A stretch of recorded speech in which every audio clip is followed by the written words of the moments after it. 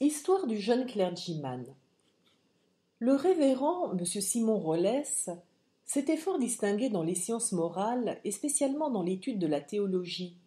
Son essai sur la doctrine chrétienne des devoirs sociaux lui acquit, au moment de sa publication, une certaine célébrité à l'université d'Oxford, et c'était chose connue dans les cercles cléricaux que le jeune M. Rollès avait en préparation un ouvrage important, un in-folio, disait-on, traitant de l'autorité des pères de l'Église. Ses hautes capacités, ses travaux ambitieux, ne lui valaient cependant aucun avancement. Il attendait sa première cure, quand la promenade fortuite qui le conduisit dans une partie peu fréquentée de Londres, l'aspect paisible et solitaire d'un jardin délicieux, le bas prix en outre du logement qui s'offrait, l'amenèrent à fixer sa résidence chez M. Rayburn, le pépiniériste de Stockdove Lane. Ce studieux personnage, Simon Rollès, avait coutume, chaque après-midi, après avoir travaillé 7 ou 8 heures sur Saint-Ambroise ou Saint-Jean-Chrysostome, de se promener un peu en rêvant au milieu des roses, et c'était là, d'ordinaire, un des moments les plus féconds de sa journée. Mais l'amour même de la méditation et l'intérêt des plus graves problèmes ne suffisent pas toujours à préserver l'esprit d'un philosophe des chocs et des contacts malsains du monde. Aussi, quand M. Rollès trouva le secrétaire du général Vandeleur dans une si étrange situation, les vêtements déchirés, le visage sanglant, en compagnie de son propriétaire, quand il vit ces deux hommes, si peu faits pour être réunis, changer de couleur et s'efforcer d'éluder ses questions, surtout lorsque le premier nia sa propre identité avec une assurance inqualifiable, oublia-t-il complètement et les saints et les pères de l'Église pour céder à un très vulgaire sentiment de curiosité? Je ne puis me tromper, pensa-t-il, c'est M. Hartley, cela est hors de doute. Comment s'est-il mis dans cet état? Pourquoi cache-t-il son nom? Que peut-il avoir à faire avec un Rayburn? Pendant qu'il réfléchissait, une autre particularité attira l'attention de Rollès. La tête du pépiniériste apparut à une fenêtre de la maison et, par hasard, ses yeux rencontrèrent ceux de l'ecclésiastique. Il parut déconcerté, voire même inquiet, et aussitôt la jalousie fut violemment baissée. Tout cela peut être fort innocent, se dit Simon Rollès, mais j'en doute. Pour craindre autant d'être observé, pour mentir avec cet aplomb, il faut que ces deux individus, étrangement accouplés, complotent quelque action peu honorable. L'inquisiteur qui existe au fond de chacun de nous s'éveilla chez M. Rollès et éleva la voix très haut. D'un pas vif et impatient, qui ne ressemblait guère à sa démarche habituelle, le jeune homme se mit à faire le tour du jardin.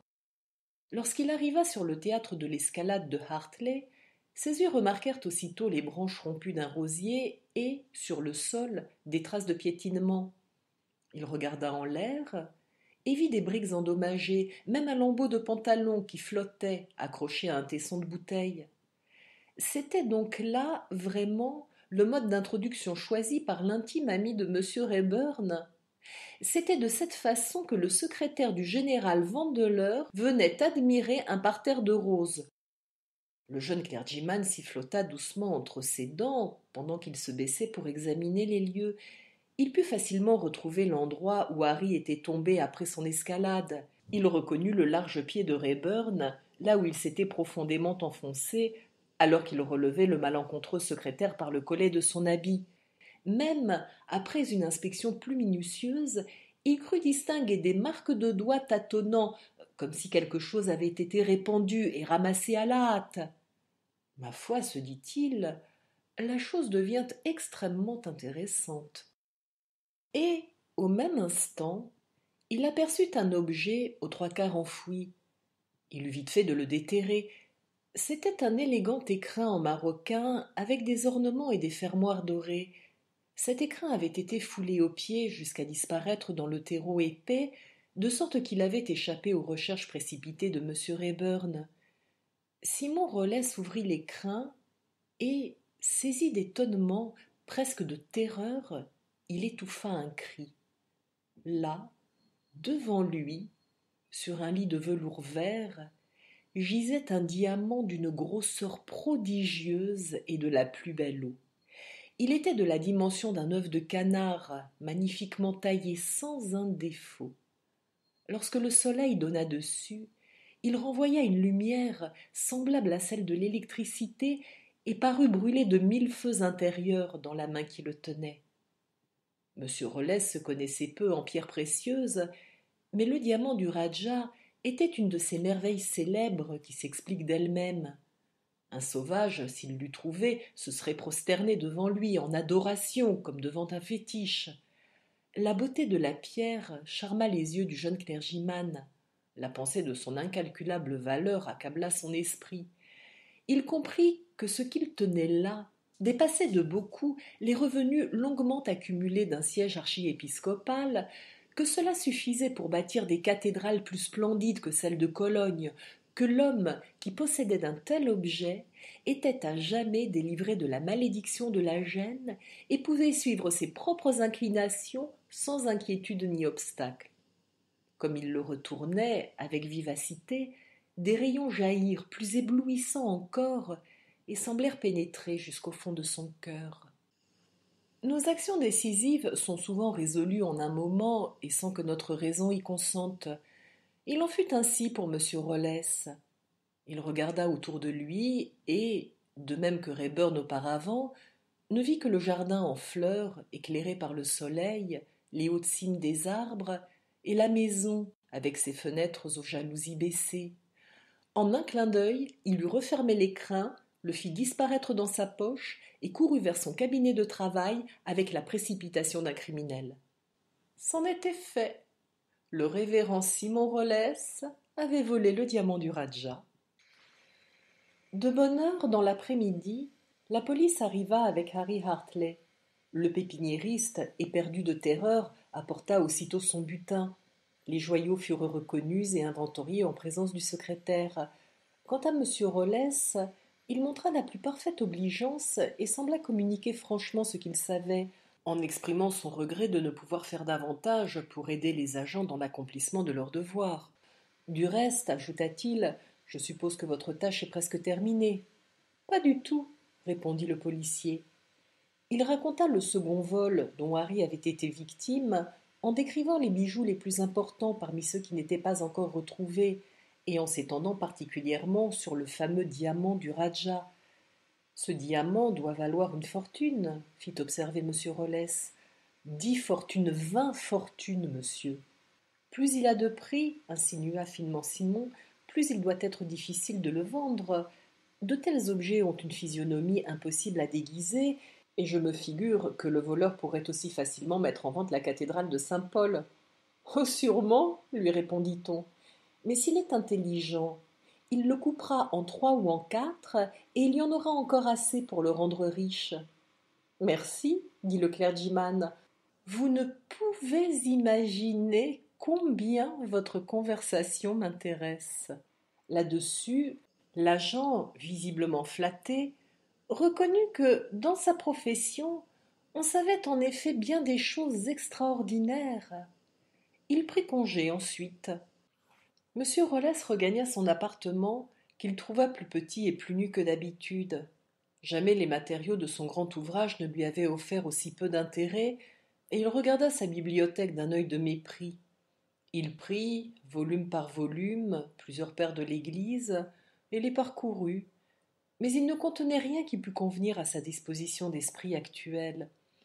Ces vénérables personnages, pensa-t-il, sont sans aucun doute des écrivains de grande valeur, mais ils me semblent absolument ignorants de la vie. Me voici assez savant pour être évêque, et incapable néanmoins d'imaginer ce qu'il faut faire d'un diamant volé. J'ai recueilli une indication de la bouche d'un simple policeman qui en sait plus long que moi, et, avec tous mes in-folio, je ne puis arriver à me servir de son idée. Ceci m'inspire une bien faible estime pour l'éducation universitaire. Là-dessus, il bouscula sa tablette de livres et, prenant son chapeau, sortit à grands pas de la maison pour courir vers le club dont il faisait partie. Dans un lieu de réunion mondaine, il espérait trouver de bons conseils, réussir à causer avec un membre quelconque qui eût cette grande expérience de la vie dont les pères de l'Église étaient dépourvus. Mais non, La salle de lecture n'abritait que beaucoup de prêtres de campagne et un doyen. 3 journalistes et un auteur qui avait écrit sur les métaphysiques supérieures jouaient aux poules. Rien à faire avec ceux-ci. À dîner, les plus vulgaires seulement des habitués du club montrèrent leurs figures banales et effacées. Aucun d'entre eux non plus, pensa M. Rollès, n'en serait plus long que lui, aucun ne serait capable de le tirer des difficultés présentes. À la fin, dans le fumoir, il découvrit un gentleman au port le plus majestueux et vêtu avec une affectation de simplicité. Il fumait un cigare et lisait la Fortnightly Review. Sa figure était extraordinairement libre de tout indice de préoccupation ou de fatigue. Il y avait quelque chose dans son air qui semblait inviter à la confiance et commander la soumission. Plus le jeune clergyman scrutait ses traits, plus il était convaincu qu'il venait de tomber sur celui qui pouvait, entre tous, offrir un avis utile. Monsieur, commença-t-il, vous excuserez ma hardiesse, mais sans préambule, d'après votre apparence, je juge que vous devez être avant tout un homme du monde. J'ai en effet de grandes prétentions à ce titre, répondit l'étranger en déposant sa revue avec un regard mélange de surprise et d'amusement. Moi, monsieur, continua le clergyman, je suis un reclus, un étudiant, un compulseur de bouquins. Les événements m'ont fait reconnaître ma sottise depuis peu, et je désire apprendre la vie. Quand je dis la vie, ajouta-t-il, je n'entends pas ce qu'on en trouve dans les romans de Thackeray, mais les crimes, les aventures secrètes de notre société et les principes de sage conduite à tenir dans des circonstances exceptionnelles. Je suis un travailleur, monsieur. La chose peut-elle être apprise dans les livres? Vous me mettez dans l'embarras, dit l'étranger. J'avoue n'avoir pas grande idée de l'utilité des livres, sauf comme amusement pendant un voyage en chemin de fer.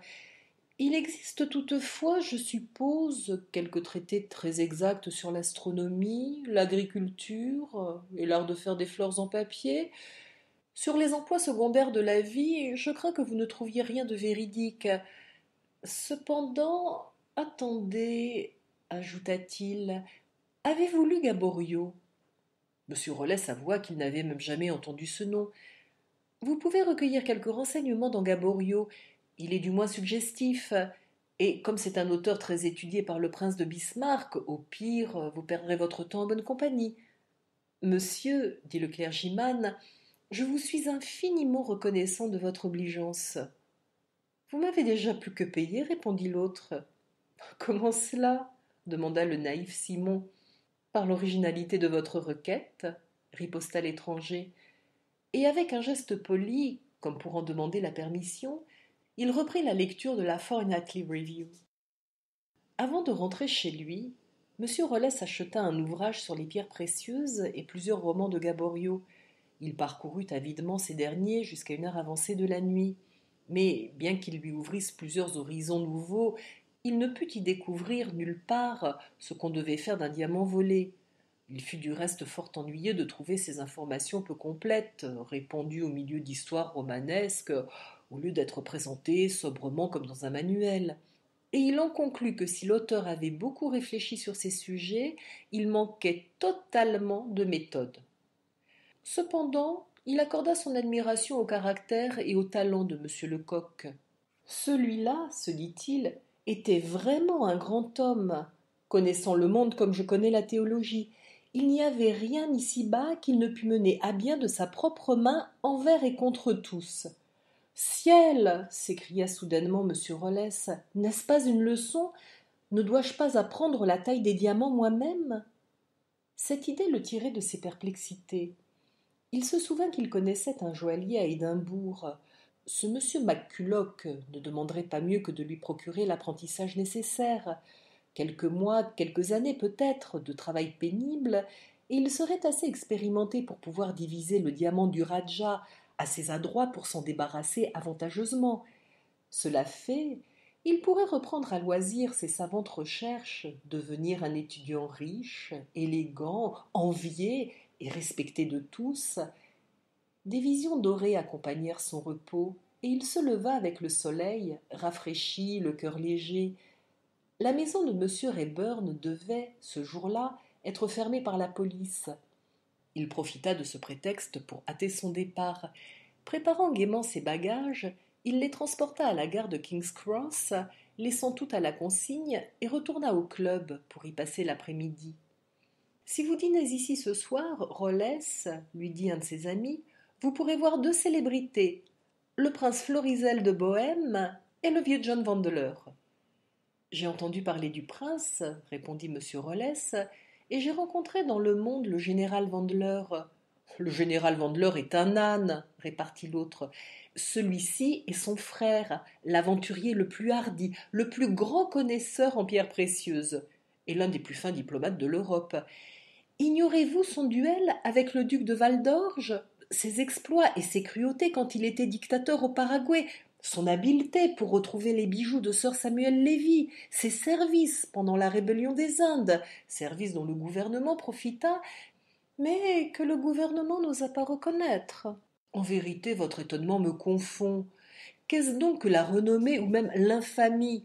John Vandeleur a des droits exceptionnels à l'un et à l'autre. Descendez vite, prenez une table auprès d'eux et ouvrez vos oreilles. Vous entendrez quelque amusante conversation où je me trompe fort. Mais comment les reconnaîtrais-je? Demanda le clergyman. Les reconnaître? Mais le prince est le plus beau gentilhomme de toute l'Europe, le seul être vivant qui ait l'air d'un roi. Quant à John Vandeleur, vous pouvez vous représenter Ulysse à 70 ans, avec un coup de sabre au travers de la figure? Vous voyez l'homme. Les reconnaître en vérité, mais vous pourriez les distinguer l'un et l'autre dans la foule un jour de derby. Rolles se précipita dans la salle à manger. Son ami avait dit vrai. Il était impossible de méconnaître les deux personnages en question. Le vieux John Vandeleur était d'une force physique remarquable et visiblement usé par une vie agitée. Il n'avait la tenue ni d'un militaire, ni d'un marin, ni même d'un cavalier, mais c'était un composé de tout cela, le résultat et l'expérience de maintes habitudes, de maintes capacités diverses.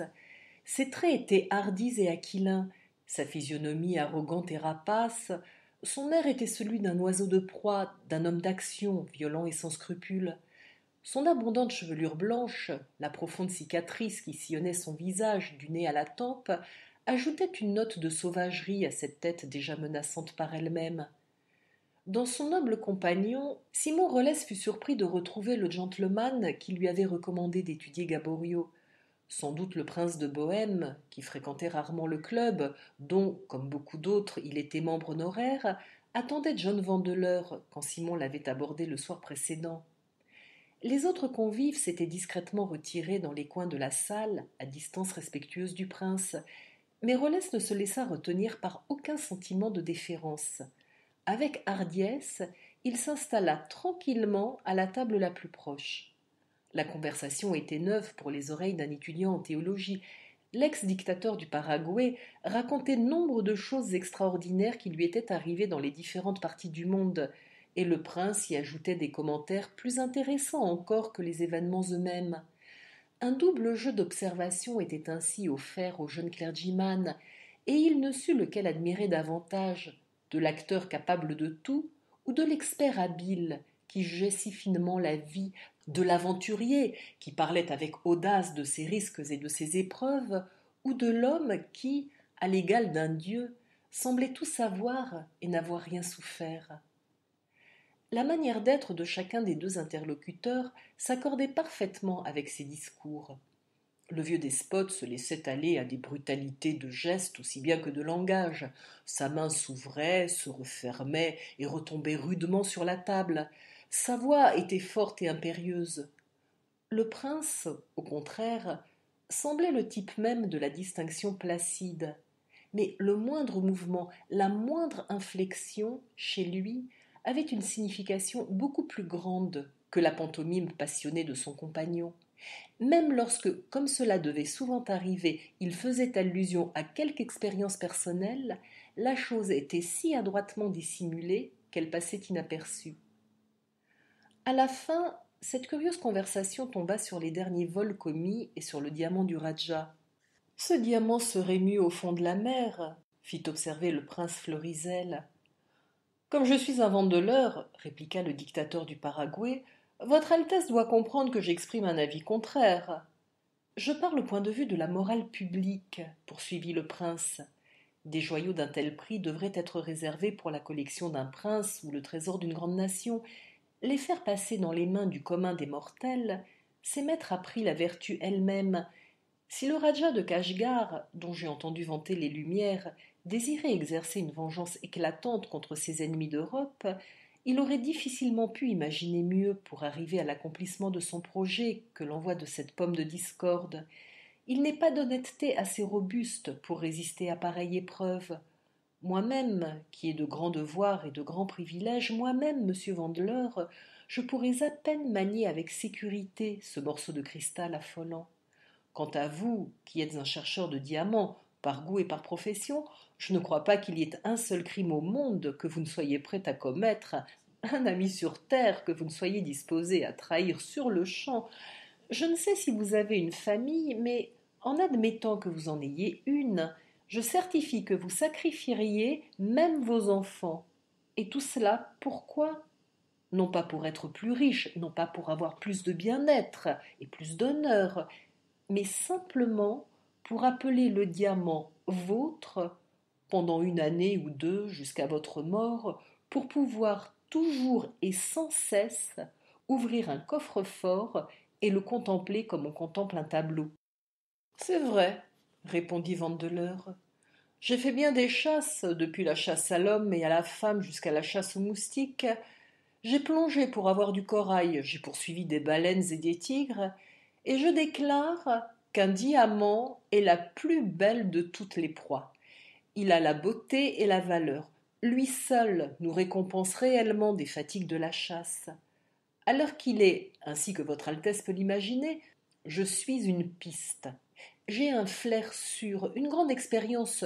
Je connais chacune des pierres que renferme la collection de mon frère, comme un berger connaît son troupeau, et que je meure si je ne les retrouve pas toutes, sans exception. Sir Thomas Vandeleur vous devra une grande reconnaissance, dit le prince. Je n'en suis pas très sûr, riposta le vieux brigand. Un des Vandeleur m'en devra. Thomas ou John, Pierre ou Paul, nous sommes tous des apôtres. Je ne comprends pas bien, dit le prince avec quelque dégoût. Au même instant, un domestique vint informer M. Vandeleur que sa voiture était à la porte. M. Rollès regarda la pendule et vit que lui aussi devait s'en aller.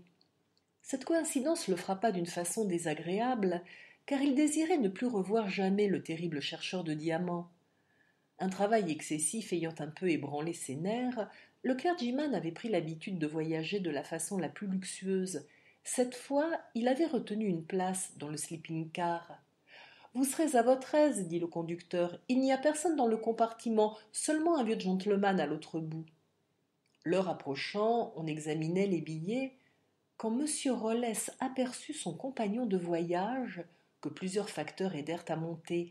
Certes, il n'y avait pas un homme sur la terre dont il n'eût préféré le voisinage, car c'était le vieux John Vandeleur, l'ex-dictateur du Paraguay. Les sleeping-cars sur la ligne étaient divisés en 3 compartiments, un à chaque bout pour les voyageurs et un au centre muni de tous les aménagements d'un cabinet de toilette. Une porte roulant sur des coulisses séparait chacun des 2 premiers du lavabo, mais comme il n'y avait ni verrou ni serrure, on se trouvait en somme sur un terrain commun. Quand M. Rollès eut étudié sa position, il se reconnut sans défense. S'il prenait envie au dictateur de lui rendre visite pendant la nuit, il ne pouvait faire autrement que de le recevoir. Il n'avait aucune possibilité de barricade et restait découvert devant l'attaque comme s'il eût été couché au milieu des champs. Cette situation lui causa une véritable angoisse. Il se souvint avec inquiétude des propos cyniques qu'il avait surpris à table pendant le dîner, de la profession de foi immorale qu'il lui avait entendu faire au prince scandalisé. Il se rappela aussi avoir lu que certaines personnes étaient douées d'une singulière vivacité de perception pour sentir le voisinage de métaux précieux. À travers les murs, et même à une distance considérable, dit-on, elles devinent la présence de l'or. Ne pouvait-il en être de même pour les pierreries? Et s'il en était ainsi, qui donc était plus apte à posséder ce sens transcendant que celui qui se glorifiait du nom de chasseur de diamants? D'un tel homme il avait tout à craindre. Aussi fit-il des vœux ardents pour l'arrivée du jour. En même temps, il ne négligea aucune précaution, cacha son diamant dans la poche la plus intime de tout un système compliqué de par-dessus et, dévotement, se mit sous la garde de la Providence. Le train poursuivait vers le nord sa course habituelle, égale et rapide. La moitié du trajet fut parcourue avant que le sommeil ne commençât à l'emporter sur l'inquiétude dans l'esprit de monsieur Rollès. Pendant quelque temps il résista à son influence, mais de plus en plus la fatigue s'imposait. Un peu avant York, il fut contraint de s'étendre sur un des lits de repos et de laisser ses yeux se fermer. Presque aussitôt, le jeune clergyman perdit conscience de la réalité. Sa première pensée fut pour son terrible voisin. Lorsqu'il s'éveilla, il eût fait encore nuit noire sans la flamme vacillante de la lampe voilée, et le grondement, la trépidation continue prouvaient que le train ne ralentissait pas sa marche. Saisi d'une sorte de panique, Simon se dressa brusquement, car il venait d'être tourmenté par les rêves les plus pénibles. Quelques secondes se passèrent avant qu'il ne redevînt maître de lui, et même quand il eut repris l'attitude horizontale, le sommeil continua de le fuir. Il restait étendu, tout éveillé, le cerveau dans un état de violente agitation, les yeux fixés sur la porte du cabinet de toilette. Enfonçant son feutre ecclésiastique sur son front pour se protéger contre la lumière, il eut recours aux expédients habituels, tels que compter jusqu'à 1000, sans penser à rien, par lesquels les malades d'expérience ont l'habitude d'appeler le sommeil. Dans le cas de monsieur Rollès, tous les moyens furent sans efficacité. Il était harassé par une douzaine d'inquiétudes différentes. Ce vieillard, à l'autre bout de la voiture, le hantait sous les formes les plus sinistres, et quelque position qu'il prît, le diamant, dans sa poche, lui causait une sensible souffrance physique. Il brûlait, il était trop gros, il lui meurtrissait les côtes, et il y avait d'infinitésimales fractions de secondes pendant lesquelles il avait presque envie de le jeter par la fenêtre.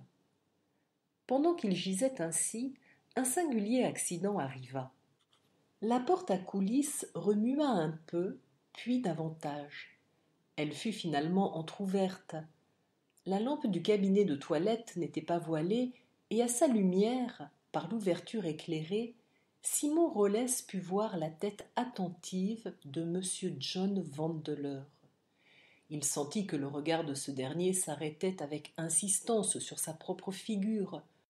L'instinct de la conservation le poussa aussitôt à retenir son souffle et à réprimer le moindre mouvement. Les yeux baissés, il surveilla en dessous l'indiscret. Un moment après, la tête disparut et la porte du cabinet de toilette fut refermée. Le dictateur n'était pas venu pour attaquer, mais pour observer. Son action n'était pas celle d'un homme qui en menace un autre, mais celle d'un homme menacé lui-même. Si M. Rollès avait peur de lui, il semblait que lui, de son côté, ne fût pas très tranquille sur le compte de M. Rollès. Il était venu, probablement, pour se convaincre que son unique compagnon de route dormait. Rassuré sur ce point, il s'était aussitôt retiré. Le clergyman sauta sur ses pieds. L'extrême terreur avait fait place à une réaction de témérité. Il réfléchit que le bruit du train filant à toute vapeur étouffait tout autre bruit, et il résolut coûte que coûte de rendre la visite qu'il venait de recevoir. Se dépouillant de son manteau, qui eût pu entraver la liberté de ses mouvements, il entra dans le cabinet de toilette et s'arrêta pour écouter. Comme il l'avait pressenti, on ne pouvait rien entendre, sauf ce fracas du train en marche. Posant sa main sur la porte du côté le plus éloigné, il se mit, avec précaution, à l'ouvrir d'environ 6 pouces. Alors, il s'arrêta et ne put retenir une exclamation de surprise. John Vandeleur portait un bonnet de voyage en fourrure avec des pans pour protéger les oreilles, et ceci, joint au bruit de l'express, expliquait son ignorance de ce qui se passait. Il est certain, du moins, qu'il ne leva pas la tête et poursuivit son étrange occupation. Entre ses jambes était une boîte à chapeau ouverte. D'une main, il tenait la manche de son pardessus de l'autre un énorme couteau avec lequel il venait de couper la doublure de cette manche. Monsieur Rollès avait lu que quelques personnes portaient leur argent dans une ceinture, et comme il ne connaissait que des ceintures en usage au jeu de cricket, il n'avait jamais bien compris comment cela pouvait se faire. Mais là, devant ses yeux, se produisait une chose beaucoup plus originale, car John Vandeleur portait des diamants dans la doublure de sa manche. Et même pendant que le jeune clergyman continuait d'épier, il put voir les pierres tomber en étincelant l'une après l'autre au fond de la boîte à chapeau. Rivé au sol, il suivit des yeux cette extraordinaire besogne. Les diamants étaient pour la plupart petits et difficiles à distinguer. Soudain, le dictateur parut rencontrer un obstacle. Le dos courbé sur sa tâche, il employa des deux mains, mais ce ne fut qu'après un effort considérable qu'il tira de la doublure une grande couronne de diamants. Pendant quelques secondes, il la tint en l'air pour la mieux examiner avant de la placer avec le reste dans la boîte à chapeau. Cette couronne fut un trait de lumière pour monsieur Rollès. Il la reconnut immédiatement comme ayant fait partie du trésor volé à Harry Hartley par le vagabond. Il n'y avait pas moyen de se tromper, elle était exactement telle que l'agent de police l'avait décrite. Il y avait les étoiles de rubis avec une grosse émeraude au centre, il y avait les croissants entrelacés, il y avait les pendants taillés en poire, chacun formé d'une seule pierre, qui donnait une valeur singulière à la couronne de lady Vandeleur. Monsieur Rollès fut immensément soulagé. Le dictateur était impliqué dans l'affaire autant que lui-même.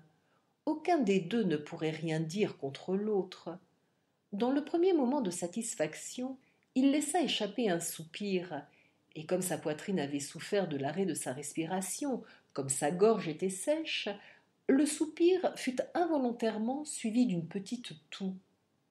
Monsieur Vandeleur leva la tête. Une sombre et implacable colère contracta ses sourcils. Ses yeux s'ouvrirent démesurément et sa mâchoire inférieure s'abaissa avec une expression d'étonnement qui approchait de la fureur. D'un geste instinctif, il avait couvert la boîte avec son manteau. Pendant une demi-minute, les deux hommes se regardèrent en silence. Ce moment ne fut pas long, mais il suffit à monsieur Rollès.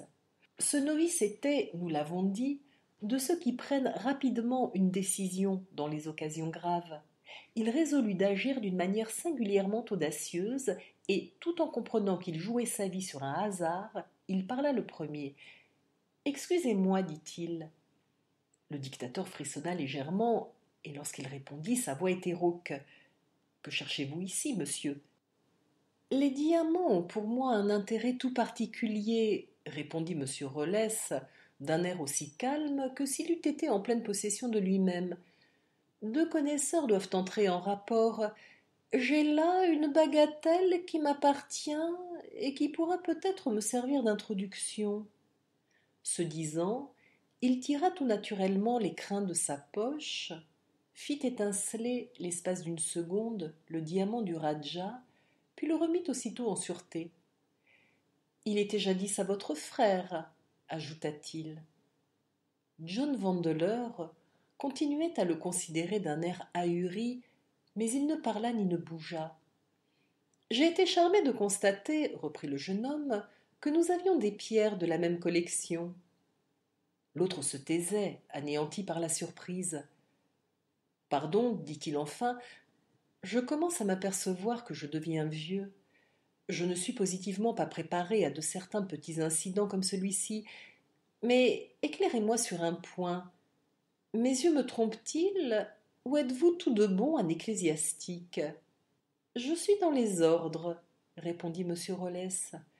Bien, s'écria l'autre, tant que je vivrai, je ne veux plus entendre jamais prononcer un seul mot contre ceux de votre habit. Vous me comblez, dit monsieur Rollès. Oui, pardonnez-moi, répéta Vandeleur. Pardonnez-moi, jeune homme. Vous n'êtes pas un lâche. Il me reste cependant à savoir si vous n'êtes pas le dernier des fous. Peut-être, continua-t-il en se renversant sur son siège, peut-être consentirez-vous à me donner quelques détails. Je dois supposer que vous aviez un but pour agir avec une impudence aussi stupéfiante, et j'avoue que je suis curieux de le connaître. C'est très simple, répondit le clergyman, cela vient de ma grande inexpérience de la vie. J'aimerais en être persuadé, riposta Vandeleur. Alors Simon lui raconta toute l'histoire, depuis l'heure où il avait trouvé le diamant du Rajah dans le jardin d'un pépiniériste, jusqu'au moment où il avait quitté Londres par le train express. Il y ajouta un rapide aperçu de ses sentiments et de ses pensées durant le voyage, et conclut par ces mots. Quand je reconnus la couronne, je sus que nous étions dans une situation identique vis-à-vis de la société, et cela m'inspira une idée que, j'espère, vous ne trouverez pas mal fondée. Je me dis que vous pourriez devenir, en quelque sorte, mon associé dans les difficultés et dans les profits de mon entreprise. À quelqu'un de votre savoir spécial et de votre incontestable expérience, la vente du diamant donnerait peu d'embarras, tandis que pour moi c'est une chose de toute impossibilité. D'autre part, j'ai réfléchi que la somme que je perdrais en coupant le diamant, et cela probablement d'une main maladroite, me permettrait de vous payer très généreusement votre aide. Le sujet était délicat à entamer, et je manque peut-être de tact, mais je dois vous prier de vous souvenir que, pour moi, la situation est absolument nouvelle et que je suis entièrement ignorant de l'étiquette en usage. Je crois, sans vanité, que j'eusse pu vous marier ou vous baptiser d'une manière très acceptable, mais chacun a ses aptitudes en ce monde, une sorte de marché ne figurait pas sur la liste de mes talents. Je n'ai pas l'intention de vous flatter, répondit Vandeleur, mais sur ma foi, vous montrez des dispositions extraordinaires pour la vie criminelle. Vous possédez plus de talent que vous ne pouvez l'imaginer, et quoique j'aie vu nombre de coquins dans les différentes parties du monde, je n'en ai jamais rencontré un qui fût aussi cynique que vous. Réjouissez-vous, monsieur, vous êtes enfin dans votre véritable voie. Quant à vous aider, vous pouvez me commander à votre volonté. Je dois simplement passer une journée à Édimbourg pour des affaires qui concernent mon frère. Ceci terminé, je retourne à Paris où je réside habituellement. Libre à vous de m'accompagner. Et avant un mois, j'aurai amené, je pense, notre petite besogne à une conclusion satisfaisante. Ici, contrairement à toutes les règles de son art, notre auteur arabe arrête l'histoire du jeune clergyman. Je regrette et je condamne de tels procédés, mais je dois suivre mon original et renvoyer le lecteur, pour la fin des aventures de M. Simon Rollès, au prochain numéro de la série L'histoire de la maison aux persiennes vertes.